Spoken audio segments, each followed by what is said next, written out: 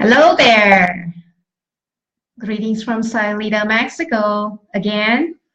I just want to take this opportunity to give you guys little tips on the spring cleaning for your body.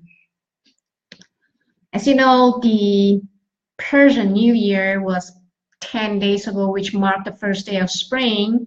And I just looked up on Google this morning what the Iranian Nowruz actually means. It literally means shaking the house for cleaning or deep cleaning from your drapes all the way to your furniture.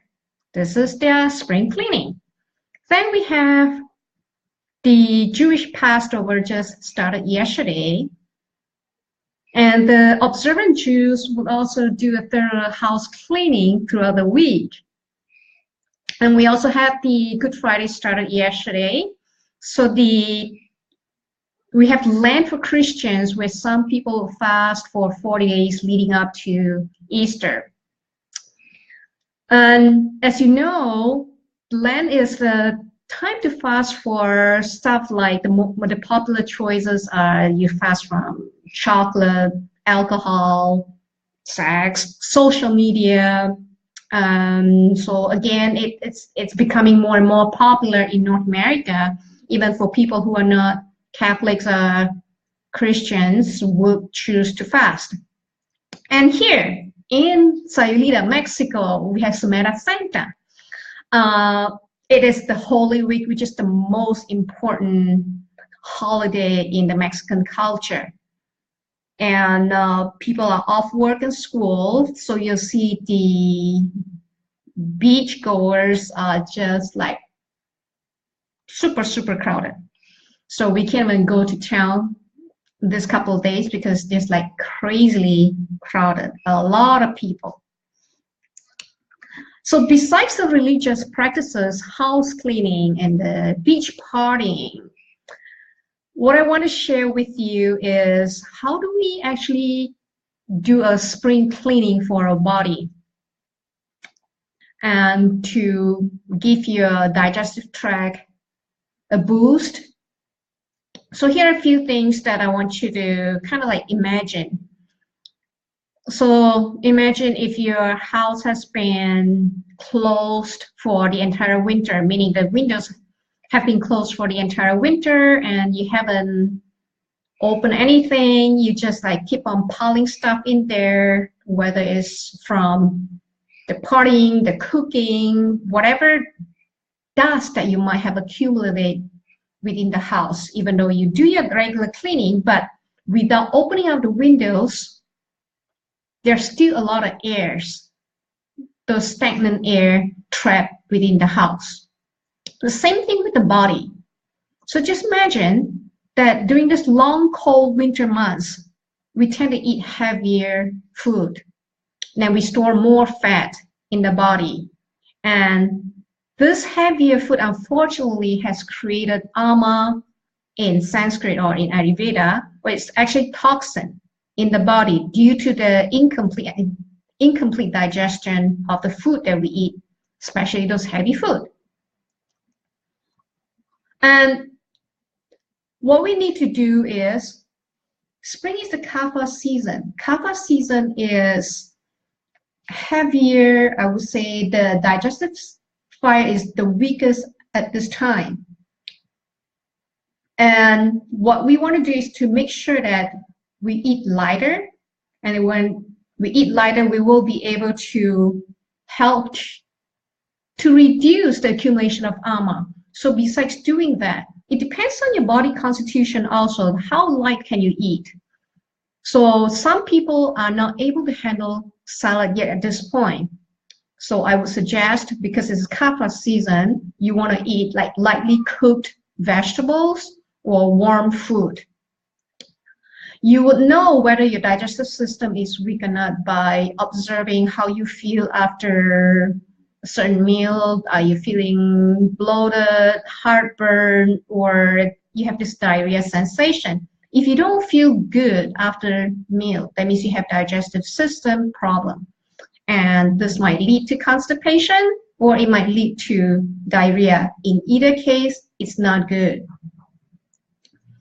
that will be another story that I will share with you later on or sometime down the road. It's called 6 stages of disease according to Ayurveda. So digestive tract is where everything starts. So be very aware. So how do we stoke the fire? Like I said, spring is a kapha time, and then after the long winter, you have so much junk accumulated in the body. So you want to have, for example, you can do a body detox to reset the body. There are many ways of detoxing, from saltwater flush, from green juice, or living soup diet, to ghee oleation. So this is a pretty intense one. Ghee oleation is a very, very traditional Ayurvedic detox method. It's like the oil pulley for the entire body. It pulls out the toxin. And what you do during that period of time is you have this mono diet, which is called khichdi. Khichdi, again, is an Indian dish, which is very simple, just mung beans and some spices with rice. So you just eat it throughout the entire week or for as long as you can handle to get the body reset to its optimum level. Now, what else can you do? The simple way to do it is to add ginger, turmeric, black pepper, cayenne to your regular cooking, because these spices not only are detoxifying, they also help to boost your digestive fire, or we call it Agni, A-G-N-I, in Ayurveda. So you need this fire to be strong enough to help you digest the food properly and to also burn out all the gooey stuff in your gut right now. If you have allergies or sinus issue, I would suggest you to do neti pot. So neti pot will help to clear your mucus, or you can make hot tea, which is made of ginger, raw honey, cayenne, turmeric, coriander. This will also help to clear the mucus. And the last thing that people, I wouldn't say the last thing, one of the other things that people are not aware of the allergy is because they don't eat their local ecosystem. You know, food that we are eating in North America, especially now, mostly imported in the winter. And even during the summer or the springtime, when you have a lot of stuff available locally, we tend to still eat stuff being imported, like the exotic stuff, instead of eating from the local farmers. That will actually jeopardize our immune system, because you're no longer allowing the body to adapt to the local ecosystem. So when spring comes, all this grass getting greener and your allergies getting worse. You're sniffling nonstop because your body is not used to the environment anymore. So starting today, if your dandelions are starting to pop up, dig it out, make some tea, or mix it in your green smoothie, juice, however you want to. Do this for the season and see how it changes your body and how your allergy might slowly go away and how your immune system will be improved tremendously. So that's all the tips that I have for you today. And if you have any questions, put on the comment, and I'll be happy to answer your questions. In the meantime, for those of you who observe or celebrate, happy Passover, happy Easter, and enjoy your holidays. See you guys next week.